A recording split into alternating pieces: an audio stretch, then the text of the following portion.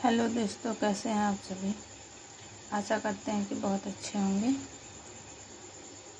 Education wire के channel में आप सभी का स्वागत है। एजुकेशन वायर अपने नए टॉपिक के साथ आ गया है। आज का नया टॉपिक है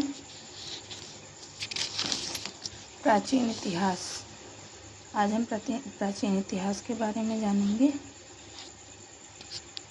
जिस काल में मानव द्वारा घटनाओं का कोई लिखित विवरण उत्कृष्ट नहीं किया गया है उसे प्रागैतिक इतिहास काल कहा जाता है।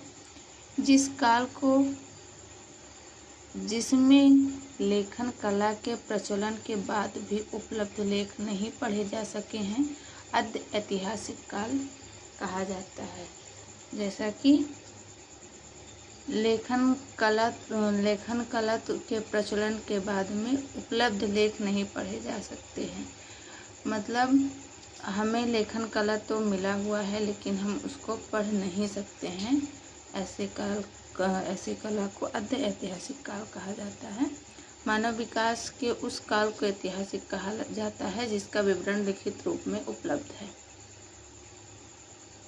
मानव विकास के काल को इतिहास कहा जाता है जिसका विवरण लिखित रूप से मिला हुआ है। आइए आगे देखते हैं हरियाणा की प्राचीन स्थिति और नाम। मनुस्मृति में हरियाणा का सबसे पहला प्रादेशिक नाम ब्रह्मावर्त था। ब्रह्मावर्त हरियाणा के अंतर्गत एक भाग का नाम है जो कि क्षेत्र की सांस्कृतिक महानता के कारण पड़ा है। इस समय हरियाणा ब्रह्मावर्त तथा उन जनपदों के साथ ब्रह्मदेश का अंग था। महाभारत काल में पुरुवंशीय महाप्रतापी राजा कुरु के नाम से समृद्ध होकर ब्रह्मावर्त कुरुक्षेत्र कहलाता है।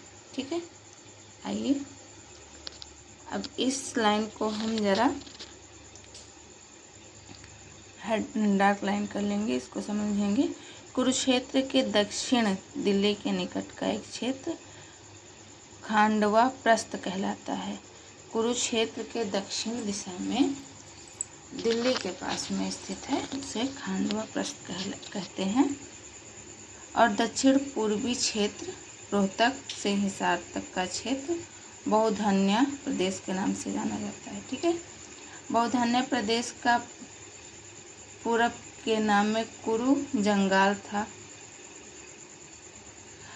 बौधान्य प्रदेश का पूरब में सबसे पहले उसका नाम कुरु जंगाल था। संभवतः महाराजा कुरु द्वारा लाई गई क्रांति के सारा क्षेत्र हरे भरे खेतों में बदल गया और बहुधान्य कहलाने लगा। कहने का मतलब है कि बहुधान्य प्रदेश का जो सबसे पहले नाम था वो कुरु जंगाल था।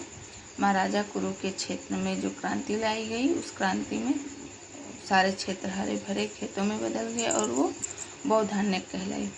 6वीं 7वीं शताब्दी के आसपास कुरुक्षेत्र तथा उसके ऊपर एवं नीचे कुरु जंगाल आदि क्षेत्र श्रीकंठ जनपद कहलाने लगा।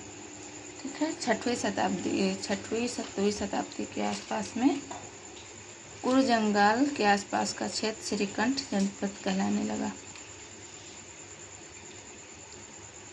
यह नाम किसी नागवंशीय राजा द्वारा दिया गया था।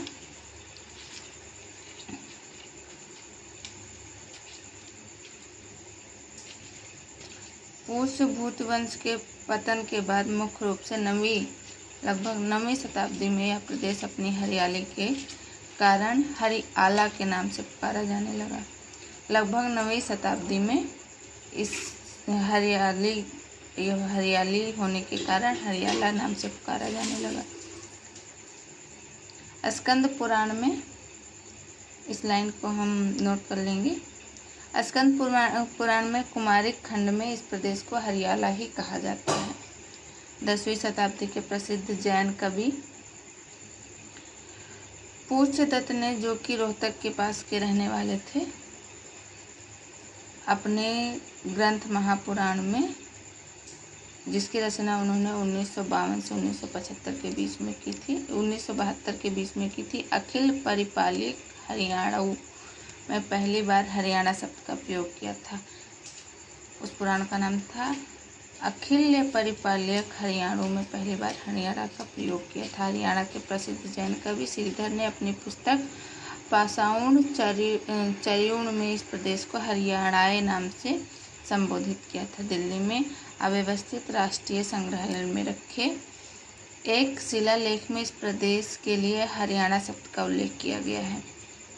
बिजोलिया, जो कि राजस्थान के आसपास में है, अव्यवस्थित एक शिलालेख में हरियाणा को हरितानक नाम से भी संबोधित किया गया है। पालम बावली के लेख में हरियाणा के लिए हरियाणक शब्द प्रयुक्त किया गया है।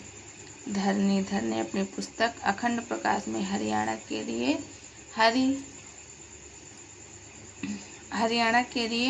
हरिवाणक शब्द का प्रयोग किया है। जैसा देख सकते हैं, हरियाणा को ही कई सारे नामों से जाना जाता है। हरियाणा प्रदेश को कई सारे नामों से जाना जाता है। अखंड प्रकाश में हरियाणा का विस्तार दिया गया है, जो कि दिल्ली से पालमपुर से लेकर के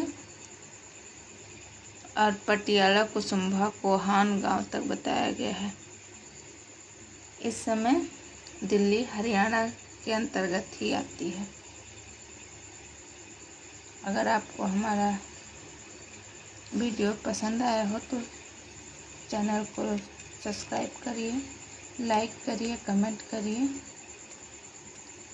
और शेयर करिए।